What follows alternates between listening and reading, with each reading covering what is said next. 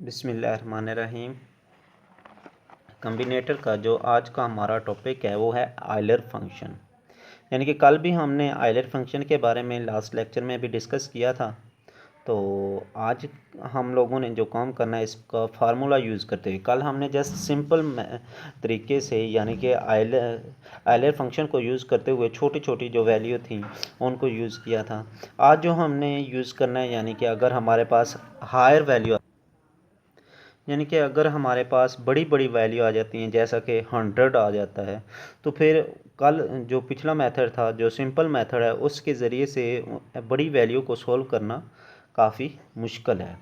तो लिहाजा इन वैल्यू को सोल्व करने के लिए, हायर वैल्यू को सोल्व करने के लिए हमारे पास एक फार्मूला है यानी कि फाई ऑफ एन। यानी कि अगर हमारे पास फाई ऑफ एन है तो इसके लिए हमारे पास जो फार्मूला होता है एन 1-1/P1, यानी कि हमारे पास 1 होगा 1-1/P2 and so on 1-1/Pn। यानी कि जिस तरह से अगर हमारे पास 100 है तो हम लोग क्या करेंगे, 100 को पहले डिवाइड करेंगे, इसके डिवाइज़र निकालेंगे और इसके डिवाइज़र में जो हमारे पास वैल्यू होगी हम लोग वो इस जगह पे P1 P2 एंड Pn की जगह पे पुट कर देंगे। मिसाल के तौर पर जिस वक्त हमारे पास 100 है तो 100 का जो हमारे पास डिवाइज़र हैं 2 एंड 2, 5 एंड 5, 1, तो हमारे पास 2 का स्क्वायर एंड 5 का स्क्वायर बन जाएगा। यानी कि जो डिवाइज़र हमारे पास बन रहे हैं ये वाला P1 एंड P2, यानी कि P1 हमारे पास 2 है, P2 हमारे पास 5 है। आयलर फंक्शन ऑफ 100, n की वैल्यू लिखेंगे, n हमारे पास क्या है 100 है, 1-1/2 है, 1-1/5 है। 100 सिंप्लीफाई करेंगे 1/2 बन जाएगा और यहाँ पे सिंप्लीफाई करेंगे तो हमारे पास 4/5 बन जाएगा। तो हम लोग कैंसिलेशन करने के बाद जब इसकी वैल्यू निकालते हैं तो हमारे पास ये 40 बन जाती है, यानी कि 40 एलिमेंट्स होंगे। अब दूसरा क्वेश्चन, दूसरी एग्जांपल हम लोग लेते हैं तो उसमें हमारे पास n 28 है, यानी कि हमारे पास 28 हैं। तो इनका 28 को यूज़ करते हुए हमने आयलर फंक्शन निकालना है। तो हम लोग क्या करेंगे, सबसे पहले डिवाइड करेंगे। जब डिवाइड करते हैं 2 2 एंड 7 बन जाता है, तो हमारे पास ये डिवाइजर 2 का स्क्वायर मल्टीपल 7 बन जाएगा।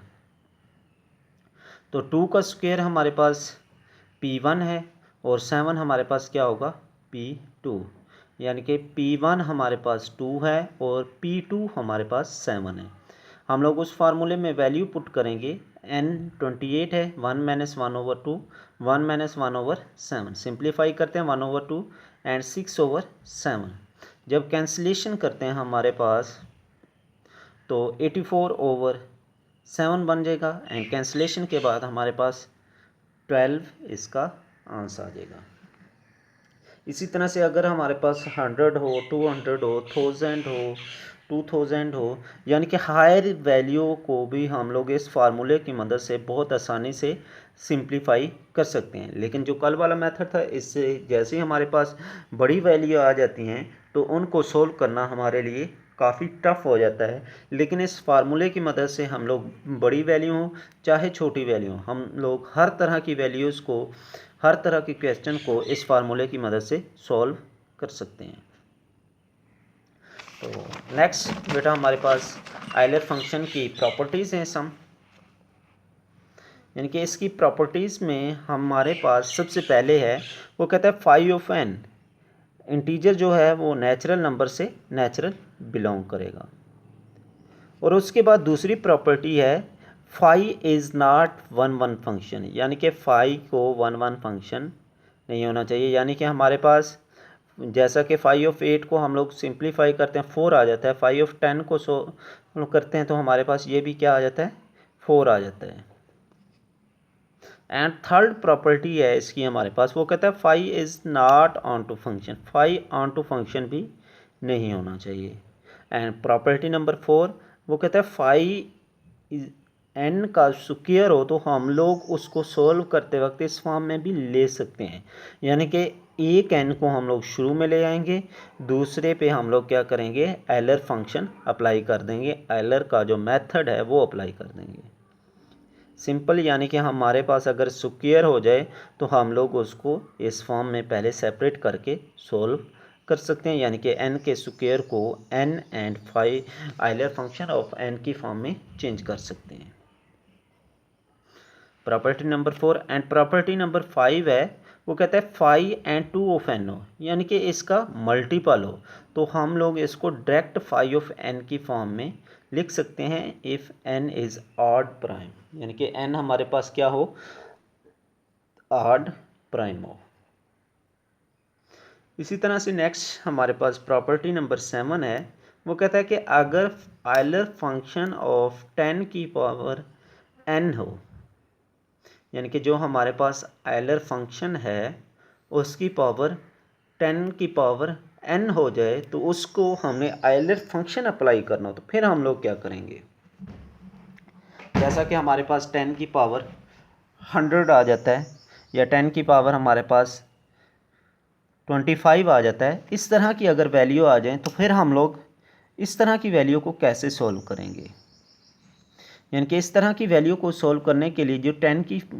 पावर की फॉर्म में आ जाते हैं, तो हम लोग सिंपल क्या करेंगे, 4 लिखेंगे मल्टीपल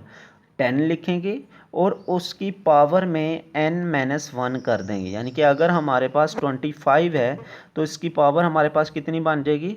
24, यानी कि 25-1 कर देंगे, हमारे पास इसकी पावर 24 बन जाएगी। इसी तरह से हमारे पास इसकी प्रॉपर्टी नंबर 8 है, बहुत इंपॉर्टेंट, यानी कि अगर फाई यानी कि आइलर फंक्शन फाई mn हो तो हम लोग आइलर फंक्शन m पे अलहदा अप्लाई करेंगे, आइलर फंक्शन n पे अलहदा अप्लाई करेंगे। GCD यानी कि ग्रेटेस्ट कॉमन डिवाइज़र, GCD मतलब greatest common divisor if mn is equal to 1। ये वही जिस तरह से हमने कल को प्राइम का डिस्कस किया था, यानी कि हम लोग क्या करेंगे, उनका को प्राइम इज इक्वल टू 1 होना चाहिए। हमने कल पढ़ा था कि जो हमारे पास उनका को प्राइम है वो क्या होना चाहिए, 1 होना चाहिए। यही है GCD ग्रेटेस्ट कॉमन डिवाइज़र,